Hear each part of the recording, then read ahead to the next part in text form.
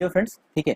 Making of the constitution हम लोग देख रहे हैं और इस वाले पार्ट में हम लोग demand for a constituent assembly, composition of the constituent assembly, working of the constituent assembly और committees of the constituent assembly, ये चार अलग अलग चैप्टर्स हैं लक्ष्मीकांत की किताब में।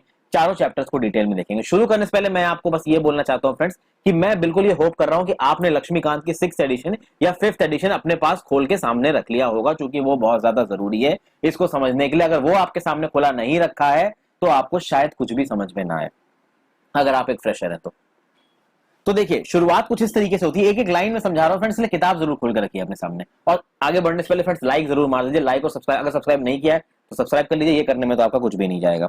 अब देखिए, 1934 में पहली बार कॉन्स्टिट्यूएंट असेंबली का मुद्दा सामने आया। हुआ ये कि एमएन रॉय करके, ये जो आपका कम्युनिस्ट मूवमेंट था इंडिया में, जो कम्युनिस्ट पार्टी के फेवर में था, तो उसके एक बहुत दिग्गज नेता थे एमएन रॉय। एमएन रॉय ने पहली बार 1934 में बोला कि भैया एक कॉन्स्टिट्यूएंट असेंबली बनाई जानी चाहिए और वो कॉन्स्टिट्यूएंट असेंबली संविधान बनाएगी। पर उस समय पे 1934 के समय पे किसी ने सुना नहीं। ये वो समय था कि जब लगभग आपका ये जो गांधी जी थे ना, ये सिविल डिसोबीडियंस मूवमेंट को सस्पेंड कर दिया था उन्होंने, तो उस समय के लगभग की बात है ये। फिर हुआ ये कि इंडियन नेशनल कांग्रेस ने ऑफिशियली इस डिमांड को कब किया, तो इंडियन नेशनल कांग्रेस ने ऑफिशियली पहली बार कॉन्स्टिट्यूएंट असेंबली की डिमांड की 1935 में। 1935 में पहली बार ये डिमांड हुई थी और 1938 में जो हमारे पहले प्राइम मिनिस्टर होंगे आगे जाके फ्यूचर में, जवाहरलाल नेहरू जी ने इंडियन नेशनल कांग्रेस के रिप्रेजेंटेटिव बनके कहा कि भैया ये जो कॉन्स्टिट्यूशन है ना फ्री इंडिया का, इसको एक कॉन्स्टिट्यूएंट असेंबली फ्रेम करेगी without any outside interference. Okay, मतलब कहने का मतलब यह है दोस्तों कि एक ऐसी कॉन्स्टिट्यूएंट असेंबली जिसको एडल्ट फ्रेंचाइज के तौर पे चुना गया हो। एडल्ट फ्रेंचाइज मतलब प्रॉपर वोटिंग डाल के चुना गया हो, जिसमें सारे एडल्ट्स ने वोटिंग डाली हो, और उसके बाद जो कॉन्स्टिट्यूएंट असेंबली आएगी, उस कॉन्स्टिट्यूएंट असेंबली में जो लोग हैं वो अपने हिसाब से कॉन्स्टिट्यूशन बनाएंगे। किसी बाहरी फोर्स का यहाँ पे किसी भी तरीके का इंटरफेरेंस नहीं होगा। बाहरी फोर्स कहने का मतलब ब्रिटेन ही है फ्रेंड्स यहाँ पे। तो ये पहली बार कब बोला गया? 1938 में बोला गया जवाहरलाल नेहरू ने। तो तीन चीजें, 1934 में पहली बार बात हुई, 1935 में इंडियन नेशनल कांग्रेस ने बोला और 1938 ने बोला कि किसी बाहरी पार्टी का हमको इंटरफेरेंस नहीं चाहिए। अब उस समय तो सुना नहीं गया, लेकिन हुआ ये क्या दोस्तों कि 1939 में छिड़ गया सेकेंड वर्ल्ड वॉर। और सेकेंड वर्ल्ड वॉर छिड़ने के बाद जो इंडियन का पॉलिटिकल लैंडस्केप है बहुत तेजी से बदला। कैसे बदला? मैंने आपको बताया था कि 28 महीने का रूल था कांग्रेस मिनिस्ट्रीज का। गवर्नमेंट ऑफ इंडिया एक्ट 1935 के अंदर इलेक्शंस हुए थे, 1937 में मिनिस्ट्रीज बनी थी, 28 महीने तक उन मिनिस्ट्रीज ने राज किया। फिर भाई जंग छिड़ गई सेकेंड वर्ल्ड वॉर, और ब्रिटेन ने बिना किसी से डिस्कस किए इंडिया को पार्टी बना दिया सेकेंड वर्ल्ड वॉर में। अब जब इंडिया पार्टी बन गई सेकंड वर्ल्ड वॉर में, तो जितने भी इंडियन लीडर्स थे इंक्लूडिंग इंडियन नेशनल कांग्रेस और मुस्लिम लीग, सबने बोला कि भैया हमसे बिना बात किए आपने हमको कैसे सेकंड वर्ल्ड वॉर में पार्टी बना दिया। तो हुआ ये रहा था कि ब्रिटेन एक तरफ जंग लड़ रहा था, ठीक है, और खास बात ये कि बीच में मुस्लिम लीग सपोर्ट करने लगा था ब्रिटेन को कि हाँ भाई हम इस वॉर एफर्ट में आपके साथ हैं, बट इंडियन नेशनल कांग्रेस ने सपोर्ट नहीं किया। तो ब्रिटेन को समझ में आया कि भाई इस समय पे जब हम जंग लड़ रहे हैं, सेकेंड वर्ल्ड वॉर लड़ रहे हैं, हम अलाइज के साइड पे हैं, तो हमें इंडियन लीडर्स की मदद की जरूरत है।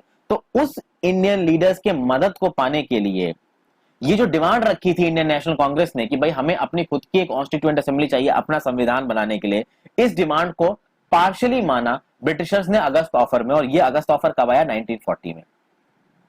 देखिए, अगस्त ऑफर हो, चाहे क्रिप्स मिशन हो, चाहे कैबिनेट मिशन हो, इन तीनों पे मैंने डिटेल में वीडियो बनाई है। अगर आपको डिटेल में जाना है तो वो वीडियो जाके देखिए, क्योंकि यहाँ पे चूंकि लक्ष्मीकांत की किताब है तो सारे प्रोविजंस इनके यहाँ पे डिस्कस नहीं होंगे, ठीक है। बस एक समझाने के पर्सपेक्टिव से यहाँ पे इनको इंट्रोड्यूस किया गया। तो पहली बार अगस्त ऑफर 1940 के थ्रू ये बोला गया कि भाई आप कह लीजिए कि ये जो कॉन्स्टिट्यूएंट असेंबली हम बनाएंगे, लेकिन कॉन्स्टिट्यूएंट असेंबली जब जंग खत्म हो जाएगी तब हम बनाएंगे।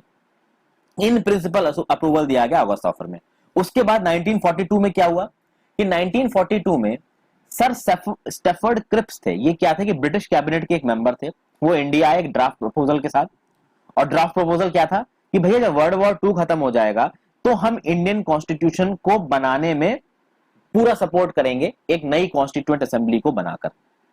और इस क्रिप्स प्रपोजल ने मुस्लिम लीग की जो डिमांड थी ना कि भैया इंडिया को 2 भागों में बांट दिया जाए, इसको भी रिजेक्ट कर दिया। तो ये चीज हुई थी दोस्तों, ठीक है फ्रेंड्स।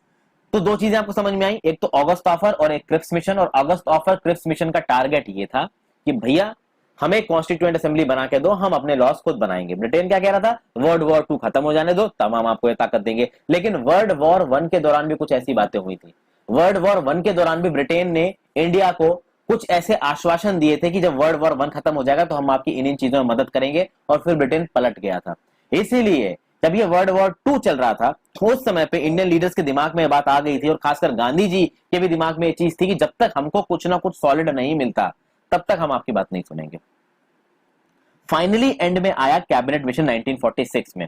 प्रॉब्लम यह कि जब ये कैबिनेट मिशन 1946 में आया तब तक सेकेंड वर्ल्ड वॉर खत्म हो चुका था। लेकिन सेकेंड वर्ल्ड वॉर खत्म होने के साथ साथ, सेकेंड वर्ल्ड वॉर 1945 में खत्म हो गया था, सेकेंड वर्ल्ड वॉर खत्म होने के साथ साथ इंडिया में इतने बवाल मचने लगे थे ना। पहली बात तो इंडियन नेशनल आर्मी ने बवाल मचा दिया था ईस्टर्न फ्रंटियर में, म्यांमार वगैरह में, अंडमान निकोबार आइलैंड्स तक पहुंच गए थे। अगर आप इंडियन नेशनल आर्मी के बारे में जानना चाहते हो, सुभाष चंद्र बोस जी के रोल के बारे में जानना चाहते हो, तो उस पर मैंने वीडियोस बना रखी है, आप मेरी हिस्ट्री प्लेलिस्ट में देखी जाके। तो वहां बवाल मचा हुआ था। तो सही में ब्रिटेन चाह रहा था कि भाई अब कॉन्स्टिट्यूएंट असेंबली बना के इनको थोड़े बहुत नियम कानून बनाने दो, क्योंकि यहां पे हालत काफी बिगड़ रही है।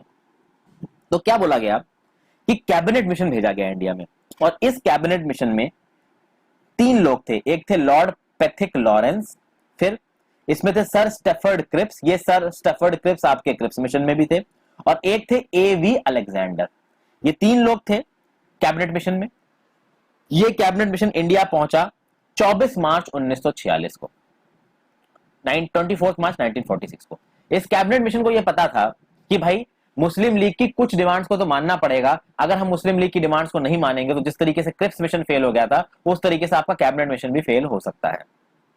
तो इन्होंने एक बड़ा ही लूज सेंटर बना के एरिया को कुछ इस हिसाब से सेग्रीगेट किया। 2 ग्रुप्स बनाए, एक लूज सेंटर बनाया और उसके नीचे 2 ग्रुप्स बनाए। इन 2 ग्रुप्स में एरिया को कुछ इस हिसाब से सेग्रीगेट किया गया कि एक जगह आईएनसी राज में थी, एक जगह मुस्लिम लीग राज में थी, और लूज सेंटर है। तो मतलब प्रॉपर यहां पे पार्टीशन की बात नहीं हुई, बट एक लूज तरीके का सेंटर बना दिया गया। और कुछ समय के लिए ये जो कैबिनेट मिशन था ना, ये मुस्लिम लीग को और इंडियन नेशनल कांग्रेस को कन्विंस करने में सक्सेसफुल हो गया कि हाँ भाई, इस कैबिनेट मिशन के अंदर हम लोग कुछ सरकार वरकार बनाने की कोशिश करते हैं, कॉन्स्टिट्यूएंट असेंबली बनाने की कोशिश करते हैं। तो जो हमारी कॉन्स्टिट्यूएंट असेंबली बनेगी ना नवंबर 1946 में, वो किसके प्रोविजंस के अंदर बनेगी? वो बनेगी कैबिनेट मिशन के प्रोविजंस के अंदर। ठीक है, आगे चलते हैं। अब जब बात हुई कंपोजिशन, दूसरे पेयर पे आ जाते हैं कि भाई composition of the constituent assembly. I hope friends आपने किताब खोल रखी है सामने, जरूरी है। तो भाई कॉन्स्टिट्यूएंट असेंबली कॉन्स्टिट्यूट हुई नवंबर 1946 में। अब यहां पे अच्छा दोस्तों देखिए, इस समय पे काफी बवाल हो रखा था, काफी कुछ हो गया था बैकग्राउंड में, बहुत सारे कम्युनल राइट्स चल रहे थे, बहुत ही सारे। तो मुस्लिम लीग की डिमांड्स को यहां पे मानना मजबूरी हो गई थी। थोड़ा बहुत मजबूरी थी ये इंडियन नेशनल कांग्रेस के लिए, और थोड़ी बहुत मजबूरी थी ये ब्रिटिश सरकार के लिए, क्योंकि ब्रिटिश सरकार को भी इस समय तक ये समझ में आने लगा था कि भैया हमको इंडिया से निकलना ही है। ओके, हमको इंडिया से निकलना है। याद करिए मैंने आपको क्या बताया था, क्लेमेंट एटली ने क्या डिक्लेरेशन किया था और कब किया था डिक्लेरेशन? तो क्लेमेंट एटली जी का डिक्लेरेशन आया था 20 फरवरी 1947 को कि हम 30 जून 1948 तक इंडिया को छोड़ देंगे। लेकिन जब ये कैबिनेट मिशन की प्रोसीडिंग्स चल रही थी ना, उस समय सबको पता चल चुका था कि भैया देश को आजादी मिलनी ही मिलनी है। ठीक है, सबसे पहले बात करते हैं कि ये जो कॉन्स्टिट्यूएंट असेंबली बनी कैबिनेट मिशन के अंदर, भाई इसमें सीटें कितनी कितनी थी। तो ये कहा गया कि भाई टोटल जो स्ट्रेंथ होगी इस कॉन्स्टिट्यूएंट असेंबली की वो होगी 389। उस 389 में से 296 सीट्स दी जाएंगी ब्रिटिश इंडिया को, यानी वो प्रोविंसेस जो कि ब्रिटिश इंडिया के डायरेक्ट कंट्रोल के अंदर में है, और प्रिंसली स्टेट्स को दी जाएंगी 93 सीटें। ओके, क्लियर हो गए दोस्तों? तो ये एक चीज है। उसके आगे एक और इंफॉर्मेशन दिया हुआ है कि जो भाई 296 ब्रिटिश इंडिया को जो सीट्स अलॉट की गई थी, उसमें 292 मेंबर्स को ड्रॉ किया जाएगा गवर्नर की 11 प्रोविंसेस के द्वारा। अब यहां पे बात आएगी ये प्रोविंसेस कौन कौन सी थी, तो ये Madras, Bombay, UP, Bihar, central province, Odisha, Punjab, NWFP, Sindh, Bengal, Assam. ये आपने नोट्स एंड रेफरेंसेस में जाके देख लिया होगा, आई होप। ये छोटी, और 4 होंगी 4 चीफ कमिश्नर प्रोविंसेस जो कि हैं आपकी दिल्ली, अजमेर, मेरवाड़ा, कूर्ग और बलूचिस्तान। तो क्या कहा गया भाई कि भैया जो 296 आपने ब्रिटिश इंडिया को दिया है, उस 296 को 2 भागों में सेग्रीगेट किया, एक 292 और एक 4। तो जो 296 सीटें आपके ब्रिटिश इंडिया वाली प्रोविंसेस को दी गई थी, उनको 2 भागों में सेग्रीगेट किया, एक 292 और एक 4। ये जो 4 थी, ये 4 चीफ कमिश्नर प्रोविंसेस थी उस टाइम पे। चीफ कमिश्नर प्रोविंसेस में कौन कौन सी थी, तो एक दिल्ली था, एक अजमेर मेरवरा था, एक कूर्ग था और एक ब्रिटिश बलूचिस्तान था। और बाकी 292 11 प्रोविंसेस थी, जिसमें बॉम्बे, मद्रास, यूपी, बिहार, जो कि मैंने अभी आपको थोड़ी देर पहले बताया। नोट्स एंड रेफरेंसेस में जाके देखिए लक्ष्मीकांत के, वहां पे लिखा हुआ। तो कुछ इस तरीके की चीजें समझ में आई। और ये जो 389 थी ना फ्रेंड्स, ये पूरे इंडियन सब कॉन्टिनेंट की थी, यानी कि ये पार्टीशन से पहले ये सीटें अलॉट की गई थी, यानी पाकिस्तान का एरिया भी इसमें इंक्लूडेड था, इंडिया का एरिया भी इसमें इंक्लूडेड था। और ऑब्वियसली बात है, हम लोग ब्रिटिश बलोचिस्तान की बात कर रहे हैं, एनडब्ल्यूएफपी की बात कर रहे हैं, तो वो सब तो इस समय पाकिस्तान में है। उसके बाद भाई ये जो सीटों का अलॉटमेंट किया गया 389, जिसमें आपने 296 ब्रिटिश इंडिया प्रोविंसेस को दे रखी है, 93 आपने प्रिंसिपल स्टेट्स। आई होप आप समझ पा रहे हैं कि ये ब्रिटिश इंडिया की प्रोविंसेस और प्रिंसली स्टेट्स में क्या फर्क है। मैंने आपको बताया था फ्रेंड्स 1858 में जब आपका गवर्नमेंट ऑफ इंडिया 1858 आया था, ईस्ट इंडिया कंपनी को जब डिसॉल्व कर दिया गया था, उस समय पे ब्रिटिश इंडिया के पास कुछ एरिया था जो ब्रिटिश इंडिया के डायरेक्ट कंट्रोल में था, और कुछ ऐसे एरिया था जहां पे राजे रजवाड़े अभी भी रूल कर रहे थे, जो कि प्रिंसली स्टेट्स थे।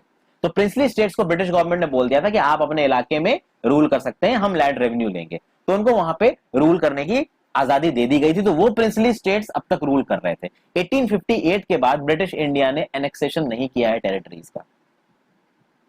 ओके, तो ये चीज आपको अब तक समझ में है। अब बात ये आते हैं कि भैया ये जो आपने सीटें बांटी हैं, ये किस हिसाब से बांटी गई? तो ऑब्वियसली बात है, seats were allocated in proportion to population, यानी कि पॉपुलेशन के हिसाब से इन सीटों को बांटा गया, और कुछ इस तरीके से रखा गया कि एक सीट 10 लाख लोगों को करस्पॉन्ड करेगी।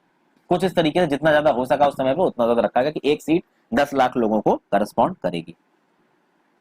फिर ये बोला गया भाई कि जो ब्रिटिश प्रोविंसेस में सीट्स एलोकेटेड है, ध्यान रखिएगा यहां पे बात आ रही है seats allocated to British provinces, यानी इन 296 सीटों की बात हो रही है, ना कि इन 293 सीटों की। इन 296 सीटों की बात हो रही है, ना कि इन 93 सीटों की। तो ये बोला गया कि ये जो 296 सीटें हैं जो कि हमने ब्रिटिश प्रोविंसेस को दे रखी हैं, यहां पे जो भी सीटें अलॉट होंगी वो 3 कम्युनिटीज में अलॉट होंगी। एक कम्युनिटी होगी मुस्लिम, एक कम्युनिटी होगी सिख, और एक कम्युनिटी होगी जनरल। ठीक है, तो मुस्लिम से मुस्लिम्स होंगे, सिक्स में सिक्स होंगे, जनरल अलग होगी। अब बात ये आई कि इन मुस्लिम्स को, इन सिक्स को और इन जनरल को चुना कैसे जाएगा? तो हर कम्युनिटी के लोगों को, चाहे वो मुस्लिम हो, चाहे वो सिख हो, चाहे वो जनरल, जनरल को एक माना गया, तो जनरल में जैन भी थे भाई, बाकी कम्युनिटीज भी थी, आपकी पारसीज थे, बहुत सारे अलग अलग लोग थे। तो अब देखिए, मुस्लिम सीटों पे जो वोट डाले जाएंगे, प्रोविंशियल लेजिस्लेटिव असेंबली में जो मुस्लिम मेंबर्स होंगे वही इन मुस्लिम सीटों के लिए वोट करेंगे। यानी देखिए दोस्तों, कॉन्स्टिट्यूएंट असेंबली में जब लोग जो बैठ रहे थे उन लोगों का डायरेक्ट इलेक्शन नहीं हुआ है, यानी कॉन्स्टिट्यूएंट असेंबली में जो लोग बैठे उनको चुनने के लिए आबादी ने, आवाम ने वोट नहीं किया है, हमारी देश के लोगों ने वोट नहीं किया। उनको चुनने के लिए जो अलग अलग प्रोविंशियल लेजिस्लेटिव असेंबली थी उनके मेंबर्स ने वोट किया। और कॉन्स्टिट्यूएंट असेंबली में जो मुस्लिम्स बैठेंगे उनके लिए प्रोविंशियल लेजिस्लेटिव असेंबली में जो मुस्लिम्स है वो वोट करेंगे। कॉन्स्टिट्यूएंट असेंबली में जो सिक्स बैठेंगे उनके लिए प्रोविंशियल लेजिस्लेटिव असेंबली में जो सिक्स हैं वो वोट करेंगे। और जनरल वाला, ये तो ग्रुप ही अलग हो गया, तो बाकी सब लोग इस जनरल कैटेगरी के लोगों के लिए वोट करेंगे। ये वोट होगा by the means of proportional representation by means of single transferable vote. Proportional representation by means of single transferable vote कहां कहां इस्तेमाल होता है दोस्तों? ये हमारे देश में इस्तेमाल होता है प्रेसिडेंट के चुनाव में। प्रेसिडेंट की चुनाव की वीडियो को जाके देखिए दोस्तों, वहां पे आपको बहुत अलग चीजें समझ में आएंगी। अच्छा, एक सवाल है आपसे, क्या प्रेसिडेंट के अलावा ये proportional representation by means of single transferable vote क्या किसी और डिग्निटरी के भी चुनाव में इस्तेमाल किया जाता है? ये मेरा सवाल है, आपको जाके इसका आंसर ढूंढने की कोशिश कीजिए। तो यहां पे आपको समझ में आ गया कि कॉन्स्टिट्यूएंट असेंबली में जो मुस्लिम, सिख और जनरल कम्युनिटी के लोग बैठे थे उनको कैसे चुना गया। तो इनडायरेक्ट इलेक्शन हुआ, यहाँ पे डायरेक्ट इलेक्शन नहीं हुआ था। तो ये तो बात की हमने ब्रिटिश इंडिया प्रोविंसेस में जो सीटें अलॉट की गई थी उनकी। ये 93 सीटों पे कैसे बात हो जाएगी भाई? ये जो 93 सीटें ना जो प्रिंसली स्टेट्स को अलॉट की गई थी, यहां पे कैसे इलेक्शन होगा? तो भैया देखो, प्रिंसली स्टेट्स क्या है ना, देखो दोस्तों, प्रिंसली स्टेट्स राज कर रहे थे अपने इलाके में, उनको क्या फर्क पड़ता है कि भाई लोग अच्छे हैं कैसे नहीं है? उनकी तानाशाही चल रही थी और ब्रिटिशर्स ने उनकी तानाशाही में कभी इंटरफेयर नहीं किया। वो लोगों को कितना परेशान कर रहे हैं, क्या लग्जरी कर रहे हैं, कुछ लोगों के लिए कर भी रहे हैं कि नहीं कर रहे हैं, कोई मतलब नहीं था ब्रिटेन को उससे। लेकिन अब इन प्रिंसली स्टेट्स को इंडिया में मिलाना था, तो इंडियन नेशनल कांग्रेस ने सोचा कि फालतू में इन प्रिंसली स्टेट्स को परेशान करके या अभी इनसे पंगा लेने का कोई मतलब नहीं है। इंडियन नेशनल कांग्रेस ने सोचा कि भाई ये जो रिप्रेजेंटेटिव्स है ना प्रिंसली स्टेट्स के, यानी ये 93 सीटें जो कि प्रिंसली स्टेट से आनी है, ये जो प्रिंसली स्टेट्स के भाई राजा है ना, जो हेड्स हैं प्रिंसली स्टेट्स के, ये हेड ही नॉमिनेट कर देंगे जिनको, वो कॉन्स्टिट्यूएंट असेंबली के मेंबर बन जाएंगे। समझ गए दोस्तों आप बात को? यानी प्रिंसली स्टेट्स के जो हेड होंगे, जो वहां के राज्य होंगे, वो राजा नॉमिनेट करेगा कि भाई हमारे प्रिंसली स्टेट की तरफ से कॉन्स्टिट्यूएंट असेंबली में कौन जाएगा। तो यहाँ पे किसी भी तरीके का इलेक्शन नहीं हुआ, जो राजा था उसी राजा को ये ताकत दे दी गई, क्योंकि उस समय पे जब कॉन्स्टिट्यूएंट असेंबली बन रही है, आगे जब संविधान बनेगा, नियम कानून बनेंगे, तब वोटिंग वोटिंग की बात करेंगे। अभी तो वैसे ही देश को आजादी मिलने में इतना बवाल हो रहा है, हर जगह कम्युनल राइट्स चल रहे हैं, तो अब इन प्रिंसली स्टेट्स के राजों से भी कौन पंगा ले, तो इसलिए इनसे बोल दिया गया कि भाई अपना रिप्रेजेंटेटिव आप खुद ही भेज दो। तो अब यहाँ पे कॉन्स्टिट्यूएंट असेंबली के बारे में आपको एक चीज समझ में आती है कि भैया आधा इसको इलेक्ट किया गया था, आधा नॉमिनेट किया गया था। नॉमिनेटेड मेंबर्स कौन थे कि भाई जो प्रिंसली स्टेट्स जो अपने रिप्रेजेंटेटिव भेज देंगे वो हो जाएगा नॉमिनेटेड, और भाई प्रोविंशियल लेजिस्लेटिव असेंबली चुनेगी वोट डाल के, तो इनडायरेक्ट इलेक्शन होगा, तो उसमें आपके हो जाएंगे पार्टली इलेक्टेड। ओके दोस्तों, लेकिन प्रॉब्लम ये थी कि जो इलेक्शन हो रहा था ना, वो जो प्रोविंशियल लेजिस्लेटिव असेंबली में जो लोग बैठे थे उनके लिए जो वोट डाले गए थे, वो वोट पूरे देश की जनता ने थोड़ी ना डाले थे दोस्तों। आपको मैंने पहले ही बताया है कि गवर्नमेंट ऑफ इंडिया एक्ट 1935 में जिन जिन लोगों को भी वोट डालने की आजादी दी गई थी, ताकत दी गई थी, उसमें बहुत सारे लिमिटेशंस थे, जैसे कि इतना टैक्स भरें, उनके पास कम से कम इतनी प्रॉपर्टी हो, कम से कम इतने पढ़े लिखे हो, तब वो वोट डाल सकते हैं। तो ऑब्वियस सी बात है, गवर्नमेंट ऑफ इंडिया 1935 के अंदर जितने लोगों को वोट डालने की आजादी थी वो बहुत कम थे, lump sum 10% of the Indian population. उन्होंने चुना था प्रोविंशियल लेजिस्लेटिव असेंबली के लोगों को, और वो प्रोविंशियल लेजिस्लेटिव असेंबली के लोग कॉन्स्टिट्यूएंट असेंबली के लोगों को चुन रहे थे। लेकिन उस समय पे ज्यादा ऑप्शंस नहीं थे हम लोग के पास। हम लोग भाई आजादी चाह रहे थे, और चाह रहे थे कि एक ऐसा संविधान बन जाए जो सारे क्लासेस का ध्यान रखे, और इसलिए आगे बढ़े, जो कि जरूरी भी था। तो भाई देखिए, जुलाई से अगस्त में 1946 इन द आप कह सकते हैं कि जुलाई टू अगस्त 1946 में भाई ये इलेक्शंस कंडक्ट हुए पूरे इंडिया भर में। जब ये इलेक्शंस कंडक्ट हुए, एंड में किसने कितने कितने वोट जीते, तो आप कह सकते हैं कि इंडियन नेशनल कांग्रेस को मिले 208 सीटें, मुस्लिम लीग को मिली 73 सीट्स, और बाकी छोटे मोटी जो पॉलिटिकल पार्टीज थी उनको 15 सीटें मिली। तो कितनी हो गई है? 208 प्लस 73 हो गया 281, और 281 प्लस 15 हो गया 296। तो ये जो ब्रिटिश इंडियन प्रोविंसेस को जो सीटें अलॉटेड थी वो 296 आ गई। 93 प्रिंसली स्टेट्स वाली चीजों को क्या हुआ? देखिए फ्रेंड्स, ये जो 93 सीट्स थी ना, जो प्रिंसली स्टेट्स को अलोकेटेड थी, कोई आया ही नहीं इन सीटों पे। यानी कि जो प्रिंसली स्टेट्स के राजा थे, इन्होंने अपने किसी भी रिप्रेजेंटेटिव को भेजा नहीं। उनका सीधा सीधा मतलब था कि भैया हमें कॉन्स्टिट्यूएंट असेंबली से कोई मतलब ही नहीं। क्यों उनको मतलब नहीं? क्योंकि भाई वो तो अपने इलाके में राज कर रहे हैं ना। मैंने आपको बताया ना कि आपको एक छोटे से टाउन का भी अगर राजा बना दिया जाएगा तो आप बोलोगे कि भैया मैं तो राज करूंगा, मुझे नहीं मतलब है डेमोक्रेसी से, आजादी से, लोगों से, मुझे तो अपनी गद्दी से मतलब है। तो इन प्रिंसली स्टेट्स को लगा कि कहां इस कॉन्स्टिट्यूएंट असेंबली के लफड़े में पड़ेंगे, इसके लफड़े में पड़ जाएंगे, हमारी पावर्स चली जाएंगी। इसलिए शुरू में तो इन 93 प्रिंसली स्टेट से कोई आया ही नहीं कॉन्स्टिट्यूएंट असेंबली में। ठीक है, स्टेट से कोई आया ही नहीं कॉन्स्टिट्यूएंट असेंबली में। ठीक है, तो भाई इस कॉन्स्टिट्यूएंट असेंबली ने इन्हीं 296 मेंबर्स से काम करना शुरू किया। अच्छा, एक बात खास बात है फ्रेंड्स कि मुस्लिम्स और सिख्स को रिप्रेजेंटेशन मिला था, बाकी कम्युनिटीज को रिप्रेजेंटेशन नहीं था। लेकिन आप देखोगे कि कॉन्स्टिट्यूएंट असेंबली में भाई पारसी भी थे, एंग्लो इंडियंस भी थे, क्रिश्चियंस भी थे, एससी, एसटी, वुमेन, हर सेक्शन को यहाँ पे रिप्रेजेंटेशन मिली थी। उस समय पे फ्रीडम मूवमेंट से एसोसिएटेड सारे दिग्गज और बड़े नेता थे, केवल महात्मा गांधी जी नहीं थे, क्योंकि महात्मा गांधी जी को कभी कॉन्स्टिट्यूएंट असेंबली में आना ही नहीं था। उनको राजपाट से कोई मतलब ही नहीं था। वो एक ऐसे आदमी थे जो जेन्युइनली इंडिया की आजादी चाहते थे। और आपको एक बात बता दूं, 1947 में जब इंडिया आजाद हुआ था ना, तो महात्मा गांधी जी ने कहा था कि इंडियन नेशनल कांग्रेस को डिसॉल्व कर देना चाहिए, खत्म कर देना चाहिए, क्योंकि इंडियन नेशनल कांग्रेस का काम था आजादी दिलाना। लेकिन इंडियन नेशनल कांग्रेस को खत्म कर देंगे, जो दिग्गज नेता है वो राजपाट में कैसे आएंगे? तो ऑब्वियस सी बात है वो नहीं किया गया। तो महात्मा गांधी जी एक ऐसे इंसान थे जिनको सच में आजादी चाहिए थी और कुछ नहीं चाहिए था। खैर, उसको हटाते हैं, आगे चलते हैं। जो पहली मीटिंग हुई कॉन्स्टिट्यूएंट असेंबली की, वो होगी आपके 9 दिसंबर 1946 को न्यू दिल्ली में, और इसमें असेंबली के इंटरिम प्रेसिडेंट या कह सकते हैं कि टेम्पररी प्रेसिडेंट होंगे कौन? डॉक्टर सच्चिदानंद सिन्हा। अब हम शुरू करेंगे working of the constituent assembly. अब इस बीच में एक इंपॉर्टेंट इंफॉर्मेशन मैं आपको देना चाहूंगा, थोड़ा अलग हटके दोस्तों। जब जुलाई अगस्त 1946 में इलेक्शंस चल रहे थे ना, जब अगस्त का समय आया, तो उस समय पे अगस्त के शुरुआत के 10 दिन में ये लगने लगा था कि भैया इंडियन नेशनल कांग्रेस तगड़े से जीतने वाली है। ठीक है, कैबिनेट मिशन ने क्या किया था कि एक बहुत ही लूज सेंटर बनाया था। ठीक है, बहुत ही कमजोर सेंटर बनाया था, और 2 भागों में बांटा था। एक भाग में ऑब्वियस सी बात है मुस्लिम मेजॉरिटी एरियाज थे, जहां पे मुस्लिम लीग की बादशाहत होगी, एक में आप कह सकते हैं कि इंडियन नेशनल कांग्रेस की बादशाहत थी। ये दो एरियाज को बनाए थे। तो मुस्लिम लीग कैबिनेट मिशन पे तैयार हो गई थी, क्योंकि उसको ऐसा लगा था कि हमको एक ऐसा इलाका मिल जाएगा जहां केवल हमारी चलेगी। लेकिन जब कांग्रेस जीत रही थी ना दोस्तों, तो उस समय पे इस तरीके की आवाजें उठने लगी कांग्रेस के अंदर से। एक दो बार जवाहरलाल नेहरू जी ने भी स्टेटमेंट दिया कि जब हम जीत जाएंगे और जब हमारे पास मेजोरिटी होगी, तो हम इस लूज सेंटर को एक स्ट्रॉन्ग सेंटर में कन्वर्ट करेंगे, और ये जो प्रोविंसेस को, दो अलग अलग प्रोविंसेस को जो ताकतें दी जाएंगी, ये ताकतें हम छीनेंगे और हम सेंटर को स्ट्रॉन्ग बनाएंगे, देश को स्ट्रॉन्ग बनाएंगे। जब इस तरीके के डिक्लेरेशन आने लगे ना, और जब मुस्लिम लीग को यह लगने लगा कि वो ज्यादा वोट नहीं पा पाएगी इलेक्शंस में, तब हुआ ये दोस्तों कि भैया 16 अगस्त 1946 को 16 अगस्त 1946 को डायरेक्ट एक्शन डे डिक्लेयर कर दिया गया। और डायरेक्ट एक्शन डे जब डिक्लेयर किया मोहम्मद अली जिन्ना ने, भैया गदर मच गया।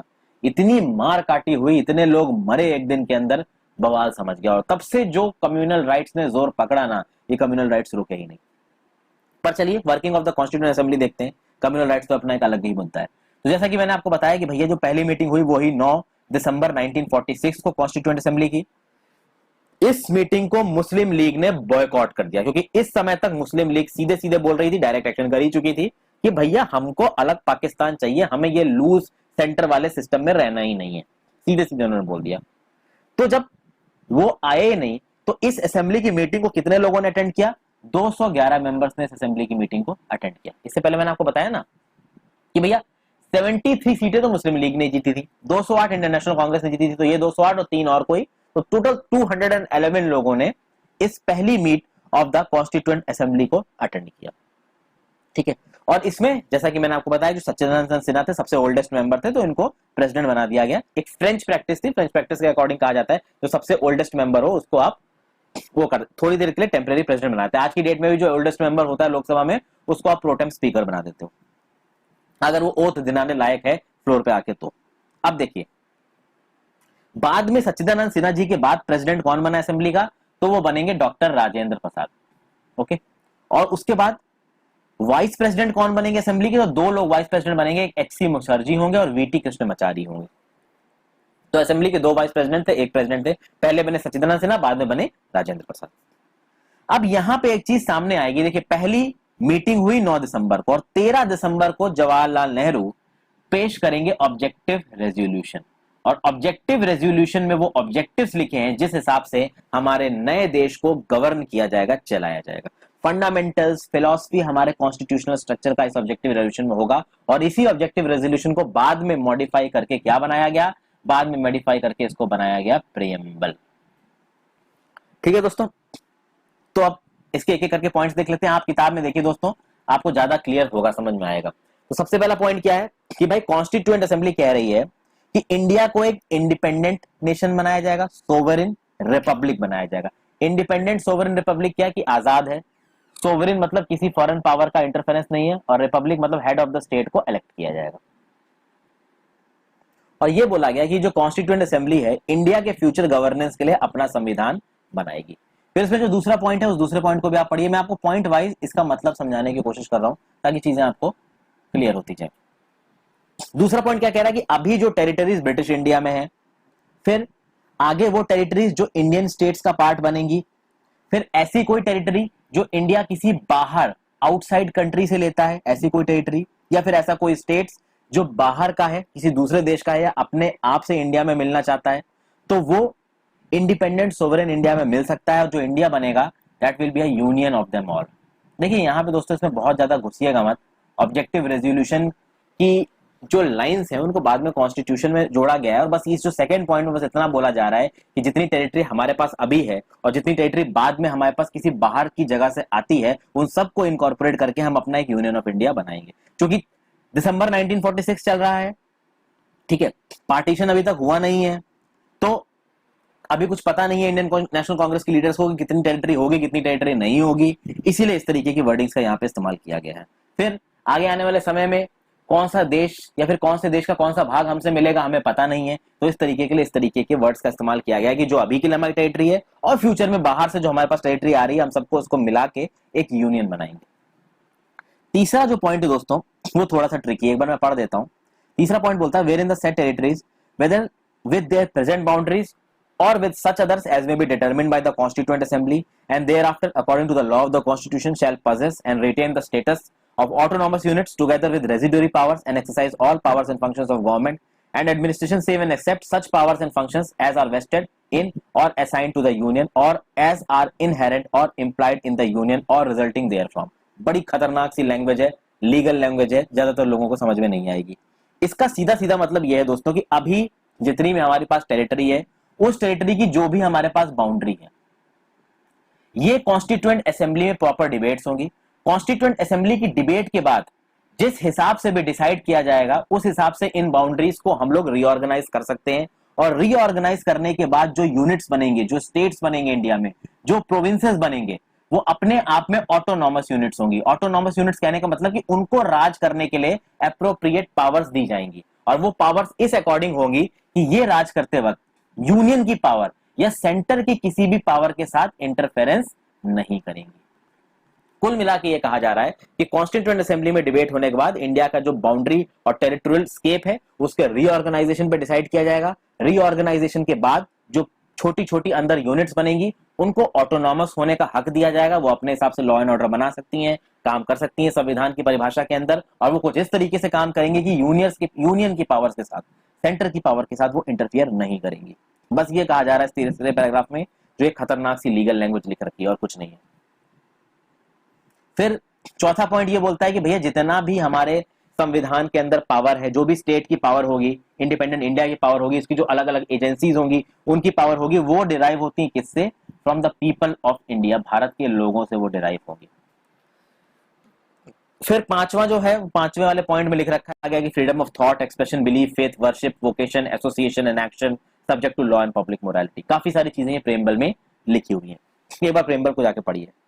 छठा पॉइंट क्या बोलता है ऑब्जेक्टिव रेजोल्यूशन का, कि जितनी दबी कुचली कम्युनिटीज है उनको भी हम मदद करेंगे, उनको नीचे नहीं दबने देंगे। तो माइनॉरिटीज को ऊपर आने का मौका दिया जाएगा, बैकवर्ड ट्राइबल एरियाज के लोगों को ऊपर आने का मौका दिया जाएगा, डिप्रेस्ड क्लासेस के लोगों को ऊपर आने का मौका दिया जाएगा, बैकवर्ड क्लासेस के लोगों को ऊपर आने का मौका दिया जाएगा। ये जो कम्युनिटीज हैं जो कि सालों से दबी कुचली हैं, इनको और नहीं दबना होगा, इनको ऊपर आने का मौका दिया जाएगा। ठीक है। फिर कहा जाता है, सातवां पॉइंट देख सकते हैं कि सेवंथ पॉइंट क्या बोल रहा है, where shall be maintained the integrity of the territory of the republic and the sovereign rights on land, sea and air according to justice। यानी कि हमारा जो जमीन है, हमारी जो हवा है, हमारा जो समुंदर है, सब पे हमारा राज होगा। ठीक है, हमारी खुद की इंटीग्रिटी होगी, हमारी सोवरेनिटी को कोई भी वॉयलेट नहीं कर सकता, और लॉ ऑफ सिविलाइज्ड नेशन के हिसाब से, जो कुछ भी सिविलाइज्ड नेशंस रहे हैं, डेमोक्रेटिक नेशंस रहे हैं, उनके लॉ के हिसाब से हम लोग राज करेंगे। तो ये सब चीजें बोल रखी हैं फ्रेंड्स। आठवां पॉइंट भी आप पढ़ सकते हो, बहुत आसान सा है, कुछ खास नहीं है इसमें। ये जब ऑब्जेक्टिव रेजोल्यूशन सामने रखा गया ना फ्रेंड्स, इसको यूनानिमसली एक्सेप्ट किया गया। यूनानिमसली का मतलब है किसी ने भी इसके अगेंस्ट कोई पॉइंट नहीं उठाया। जनवरी 22, 1947 को इसको अडॉप्ट किया गया, जनवरी 22, 1947। और ये इस रेजोल्यूशन के हिसाब से हमारे कॉन्स्टिट्यूशन को शेप किया जाएगा। इस रेजोल्यूशन को मॉडिफाई करके हमारा प्रियम्बल लिखा गया। जब आप प्रियम्बल को देखोगे दोस्तों, काफी हद तक आपको इसी के जो आधार है वो आपको प्रियम्बल में नजर आएंगे। आगे बात करते हैं changes by the independence act. भाई इंडिपेंडेंस एक्ट 1947 आया, आप इसको माउंटबेटन प्लान भी बोल सकते हो। ठीक है। अब हो ये रहा था दोस्तों कि भैया तरखाट मचा हुआ था, सबको पता चल गया था कि पार्टीशन होने वाला है, इंडिया पाकिस्तान बंटने वाले हैं। इंडिपेंडेंस एक्ट आया, इंडिपेंडेंस एक्ट ने बोल दिया कि पाकिस्तान अलग होगा, इंडिया अलग होगा, और बाकी जो स्टेट्स हैं वो या तो अलग रह सकते हैं या इंडिया पाकिस्तान में मिल सकते हैं। तो धीरे धीरे करके वो प्रिंसली स्टेट्स जो कि पहले आके कॉन्स्टिट्यूएंट असेंबली उन्होंने नहीं ज्वाइन की थी, अब वो धीरे धीरे आके कॉन्स्टिट्यूएंट असेंबली को ज्वाइन करने लगे। ठीक है, धीरे धीरे आ रहे थे भाई। माउंटबेटन प्लान को 3 जून 1947 को इंडियन नेशनल कांग्रेस और मुस्लिम लीग दोनों ने एक्सेप्ट कर लिया था। ये कहा जा चुका था, ये तय हो चुका था कि भाई देश का विभाजन होगा धर्म के आधार पर। तो जो डोमिनियंस, जो प्रिंसली स्टेट्स जाके मुस्लिम लीग से मिलना चाहते हैं, पाकिस्तान में मिलना चाहते हैं, वो वहां जा सकते हैं, जो इंडिया से मिलना चाहते हैं वो यहां आ सकते हैं। तो इंडियन इंडिपेंडेंस एक्ट में 3 मेन चेंजेस किए गए from the in the position of the assembly. और अब जब ये इंडियन इंडिपेंडेंस एक्ट के थ्रू ये चेंजेस किए जाएंगे, उस समय पे जो मुस्लिम लीग के मेंबर्स थे, जो पाकिस्तान की डिमांड कर रहे थे, वो एक बार के लिए इस कॉन्स्टिट्यूएंट असेंबली में बैठेंगे। क्यों बैठेंगे? क्योंकि भाई उनकी जो डिमांड थी पार्टीशन की वो तो पूरी हो ही चुकी थी। उनको ये पता था कि भैया अब देश आजाद हो चुका है, हमें हमारा पाकिस्तान मिल चुका है। पहला चेंज क्या आया है? पहला चेंज ये बोलता है assembly to be a fully sovereign body. यानी कि ये जो असेंबली बनेगी, कॉन्स्टिट्यूएंट असेंबली, जो भारत का संविधान बनाएगी, और ऑब्वियसली बात है कि उस भारत में पाकिस्तान नहीं होगा, पाकिस्तान वाला इलाका अलग हो जाएगा। तो ये असेंबली जो कॉन्स्टिट्यूएंट असेंबली है, ये भारत का जो संविधान बनाएगी, कंप्लीट सॉवरेन बॉडी की तरह काम करेगी। इसमें किसी भी एक्सटर्नल बॉडी का इंटरफेरेंस नहीं होगा, क्योंकि जब 1946 में कॉन्स्टिट्यूएंट असेंबली बनी थी, उस समय पर भारत आजाद नहीं हुआ था। जैसे ही ब्रिटेन ने कहा 20 फरवरी 1947 में कमेंट एटली ने डिक्लेयर किया कि भैया हमको 30 जून 1948 तक इंडिया से बाहर निकल जाना है, माउंटबेटन प्लान आ गया। उसके बाद सीधे सीधे इस असेंबली को एक सोवरेन बॉडी डिक्लेयर किया गया। तो हमारी कॉन्स्टिट्यूएंट असेंबली को सोवरेन बॉडी डिक्लेयर किया गया इंडियन इंडिपेंडेंस एक्ट 1947 के बाद। वैसे तो वो सोवरेन की तरह ही काम कर रही थी, ठीक है, बट फॉर्मली सोवरेन ये हो गई इंडियन इंडिपेंडेंस एक्ट 1947 के पास। तो यानी कि अब ये कॉन्स्टिट्यूएंट असेंबली ब्रिटेन से रिलेटेड किसी भी लॉ को रद्द मान सकता है इंडियन टेरिटरी में।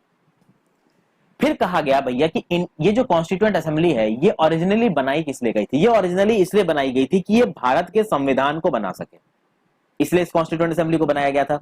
लेकिन अब कहा गया कि ये कॉन्स्टिट्यूएंट असेंबली एक लेजिस्लेटिव बॉडी की तरह भी काम करेगी। यानी कि इसके दो अलग अलग फंक्शंस होंगे। एक फंक्शन तो ये होगा कि भैया ये संविधान बनाएगी, दूसरा फंक्शन ये होगा कि ये ऑर्डिनरी लॉज भी बनाएगी कंट्री के, जिन लॉज के हिसाब से कंट्री को चलाया जाएगा। और इन दोनों टास्क को करने के लिए ये कॉन्स्टिट्यूएंट असेंबली अलग अलग दिन पे मिलेगी। तो भाई एक दिन जब ये मिलेगी, जिस दिन कॉन्स्टिट्यूशन को बनाना होगा, तो सिर्फ कॉन्स्टिट्यूशन बनाने की बात होगी। दूसरे दिन जब मिलेगी तो तब इसको ऑर्डिनरी लॉज बनाना है, तो सिर्फ ऑर्डिनरी लॉज बनाने की बात होगी। तो जब लॉज बनाने की बात होगी तो उसको क्या बोला जाएगा? डोमिनियन लेजिस्लेचर बोला जाएगा। ओके दोस्तों, तो अब यहां पे देखिए, जब ये कॉन्स्टिट्यूएंट असेंबली की तरह मिलेगी, जब यही constituent assembly as a constituent assembly यानी कि संविधान बनाने वाली बॉडी की तरह मिलेगी, तो जो इसके आपके कह सकते हैं कि चेयरमैन होंगे, वो होंगे डॉक्टर राजेंद्र प्रसाद। और जब ये लेजिस्लेटिव बॉडी की तरह मिलेगी, यानी कि जब ये ऑर्डिनरी लॉज बनाएगी कंट्री के, तब इसके चेयरमैन कौन होंगे? तब इसके चेयरमैन होंगे जीवी मावलंकर। पहली बार 17 नवंबर 1947, 17 नवंबर 1947 को ये जो हमारी कॉन्स्टिट्यूएंट असेंबली है, ये एक डोमिनियन लेजिस्लेचर की तरह मिलेगी, और उसी दिन जीवी मावलंकर जी को इसका स्पीकर या फिर आप कह सकते हैं कि चेयरमैन चुना गया था। और इन दो कैपेसिटीज में ये जो हमारी कॉन्स्टिट्यूएंट असेंबली है वो काम करती रहेगी कब तक? 26 नवंबर 1949 तक, जिस दिन हमारा कॉन्स्टिट्यूशन पे सिग्नेचर पड़े थे, कॉन्स्टिट्यूशन बनने का टास्क खत्म हो चुका था। हालांकि हमारा जो गणतंत्रता दिवस है वो 26 जनवरी 1950 है, लेकिन 26 नवंबर 1949 पे सिग्नेचर हो गए थे। आप प्रेम्बल देखोगे तो उसमें डेट लिखी है 26 नवंबर 1949। ठीक है दोस्तों, तीसरी चीज बात करते हैं कि भैया ये बोल दिया गया कि वो इलाके जो कि अब पाकिस्तान में इंक्लूड हो गए हैं, पाकिस्तान में इंक्लूड करने वाले इलाके कौन कौन से दोस्त थे दोस्तों? तो भैया वेस्ट पंजाब आपका पाकिस्तान में चला गया था, ईस्ट बंगाल आपका पाकिस्तान में चला गया था, NWFP यानी नॉर्थ वेस्टर्न फ्रंटियर प्रोविंस, जहां पे रेड शर्ट्स एक्टर्स एक्टिव थे, जिनको खुदाई खिदमत गार्ड्स कहा जाता था, जिनके लीडर थे खान अब्दुल गफ्फार खान, गांधी जी के वो बहुत बड़े भक्त थे, नॉन वायलेंस सिद्धांत के वो फॉलोवर थे, ठीक है, वो उस इलाके में एक्टिव थे। तो ये इलाका भी चला गया पाकिस्तान में। फिर सिंध का इलाका, बलूचिस्तान का इलाका, आसाम की एक डिस्ट्रिक्ट थी सिलहेट डिस्ट्रिक्ट, ये भी भाई आपकी चली गई पाकिस्तान में, और पाकिस्तान के लिए एक सेपरेट कॉन्स्टिट्यूएंट असेंबली बन गई। और अब इंडिया की कॉन्स्टिट्यूएंट असेंबली अलग हो गई, पाकिस्तान की कॉन्स्टिट्यूएंट असेंबली अलग हो गई। तो ऑब्वियस सी बात है, जब शुरू में टोटल मेंबरशिप कॉन्स्टिट्यूएंट असेंबली की निकाली गई थी वो थी 389, जिसमें इंडिया के इलाके भी थे और पाकिस्तान के भी इलाके थे। अब जब पाकिस्तान की कॉन्स्टिट्यूएंट असेंबली अलग होगी तो 90 सीटों को हटा दिया जाएगा, और अब कितनी बचेंगे? अब बचेंगे 299। ठीक है दोस्तों, अब जब बात की जाएगी 299 टोटल सीटें, तो जो ब्रिटिश इंडिया प्रोविंसेस थी, जो कि पहले थी 296, वो ब्रिटिश इंडिया प्रोविंसेस हो जाएंगी 229, और जो प्रिंसली स्टेट्स की जो सीटें थी 93, वो अब हो जाएंगी 70। टेबल 2.4 जाके देख लीजिए, आपको चीजें पता चल जाएंगी। देखिए, मैं ये जो बहुत सारी ट्रिकी चीजें हैं दोस्तों, उसको आसान करके आपको बता रहा हूं। लक्ष्मीकांत का मुद्दा मेरा कराने का यही है कि भैया चीजों को आसान करके मैं आपको समझा दूं, बाकी तो आप लोग खुद ही समझदार हो, समझना आपको खुद ही है। क्योंकि लीगल लैंग्वेज है लक्ष्मीकांत में, तो लीगल लैंग्वेज को समझने में परेशानी होती है, तो मेरा बस यहाँ पे यही ऑब्जेक्टिव है कि मैं आपको चीजों को समझा दूं। अब बहुत आसान सी चीजें आती हैं फ्रेंड्स। कुछ और इंपॉर्टेंट फंक्शंस इस असेंबली ने परफॉर्म किए थे। असेंबली ऑर्डिनरी लॉज भी बना रही थी, असेंबली भाई आपके कॉन्स्टिट्यूशन को भी बना रही थी। इसी असेंबली ने 4-5 काम और किए। असेंबली ने बोला कि भाई हम कॉमनवेल्थ के मेंबर बने रहेंगे। तो कॉमनवेल्थ का भैया हेड कौन था? तो वो थे ब्रिटेन के राजा। तो हम कॉमनवेल्थ के मेंबर बने रहेंगे। ये डिसाइड कब किया इस कॉन्स्टिट्यूएंट असेंबली में? मई 1949। ठीक है। उसके बाद इसी कॉन्स्टिट्यूएंट असेंबली ने 22 जुलाई 1947 को अडॉप्ट किया। क्या इसने 1947 22 जुलाई को अडॉप्ट किया हमारा नेशनल फ्लैग। नेशनल एंथम को कब अडॉप्ट किया गया? ये अडॉप्ट किया 24 जनवरी 1950 को। फिर हम बात करते हैं नेशनल सॉन्ग को कब अडॉप्ट किया गया, तो वो अडॉप्ट किया 24 जनवरी 1950 को। हमारे देश के पहले प्रेसिडेंट कौन बने और कब बने, तो 24 जनवरी 1950 को देश के पहले प्रेसिडेंट बने डॉक्टर राजेंद्र प्रसाद। किसने इलेक्ट किया उनको? ऑब्वियसली बात है हमारी कॉन्स्टिट्यूएंट असेंबली ने इसको इलेक्ट किया। इस संविधान को बनाने में हमारी कॉन्स्टिट्यूएंट असेंबली को कितना समय लगा? आप कह सकते हो कि 2 साल 11 महीने और 18 दिन में लगे। ये सब कुछ आपका लक्ष्मीकांत में लिखा हुआ है फ्रेंड्स, हल्का फुल्का आप अपने हिसाब से हाइलाइटर चला के आगे बढ़ सकते हैं। ओके दोस्तों, टोटल खर्चा आया 64 लाख रुपए का। भाई लंबा समय लग गया इसको बनाने में। 24 जनवरी 1950 जिस दिन डॉक्टर राजेंद्र प्रसाद को प्रेसिडेंट चुना गया, उस दिन कॉन्स्टिट्यूएंट असेंबली का फाइनल सेशन था। ओके दोस्तों, उसके बाद भी आप कह सकते हो कि एज अ प्रोविजनल पार्लियामेंट इसने काम किया। 26 जनवरी 1950 के बाद भी इसने प्रोविजनल पार्लियामेंट काम किया, जब तक नई पार्लियामेंट नहीं बन गई। अब सवाल उठता है भैया कि ये नई पार्लियामेंट का क्या चक्कर? नई पार्लियामेंट का चक्कर ये है कि देखिए चुनाव हुए और पहली इलेक्टेड पार्लियामेंट बनी मई 1952 में। तो मई 1952 में बनेगी पहली पार्लियामेंट, तो मई 1952 तक कुछ तो होना चाहिए ना राज करने के लिए। तो क्या था? तो वो था प्रोविजनल पार्लियामेंट। यानी 17 अप्रैल 1952 तक ये प्रोविजनल पार्लियामेंट रहेगी। तो कब से कब तक दोस्तों? 24 जनवरी 1950 को फाइनल सेशन था। तो भैया 24 जनवरी 1950 से लेके कब तक? 17 अप्रैल 1952 तक हमारी कॉन्स्टिट्यूएंट असेंबली ने एक प्रोविजनल पार्लियामेंट की तरह काम किया। और नई पार्लियामेंट इलेक्शंस के बाद चुन के आएगी मई 1952 में, जिसमें हमारे प्रधानमंत्री होंगे हमारे प्यारे नेहरू जी। तो इतनी चीजें आई होप आपको समझ में आ गई हो दोस्तों। ठीक है, धीरे धीरे करके बता रहा हूँ। ये सब बड़ी इंपॉर्टेंट चीजें हैं कि नेशनल फ्लैग कब अडॉप्ट हुआ, नेशनल एंथम कब अडॉप्ट हुई, नेशनल सॉन्ग कब अडॉप्ट हुआ, किस दिन पे हमारे पहले राष्ट्रपति चुने गए। ये सब छोटे छोटे जो सवाल बनते हैं ना आपके छोटे छोटे एग्जामों में, पीसीएस को छोटा एग्जाम तो नहीं, एक दो वन सिंगल नंबर क्वेश्चन आ जाते हैं, एसएससी में आ जाते हैं, रेलवेज में आ जाते हैं, वहां पे इस तरीके के सवाल बहुत पूछे जाते हैं। तो इसलिए पूरी डिटेल में मैं चीजें आपके साथ कवर कर रहा हूँ। फिर हम बात करते हैं भैया committees of the constituent assembly. देखिए जब संविधान बन रहा था तो संविधान बनने के समय में बहुत अलग अलग टास्क थे। उन अलग अलग टास्कों को करने के लिए अलग अलग कमिटियां बनाई गई थी। कुछ इंपॉर्टेंट कमिटीज थी, कुछ माइनर कमिटीज थी। तो भैया 4 जो सबसे इंपॉर्टेंट कमिटी है वो मैंने यहां लिख दी है। Union powers committee, chairman Jawaharlal Nehru. Union constitution committee, chairman Jawaharlal Nehru. Provincial constitution committee, ये तो आप गेस कर सकते हैं, सरदार पटेल जी। और ड्राफ्टिंग कमेटी के चेयरमैन थे हमारे बाबा साहब अम्बेडकर जी। ठीक है, drafting committee one of the most important committees. इसमें कितने मेंबर्स थे ये भी हम बात करेंगे। अच्छा, आप लक्ष्मीकांत की किताब में देखेंगे तो आप आगे देखोगे friends, advisory committee on fundamental rights, minorities and tribal and excluded areas, इसके सरदार पटेल जी थे। तो और भी सारी कमिटीज लिखी हुई है दोस्तों, उनको एक बार देख लीजिए। अब ये सब चीजें तो समझाने वाली है नहीं, तो इनमें मैं क्या ही बताऊं आपको। माइनर कमिटीज भी आगे लिखी हुई हैं, जैसे कि क्रेडेंशियल्स कमेटी के हेड थे आपके Alladi Krishna Swami Iyer. Finance and staff committee के हेड थे डॉक्टर राजेंद्र प्रसाद। मुझे नहीं लगता कि कहीं भी ये सवाल इस तरीके के पूछे जाने वाले हैं।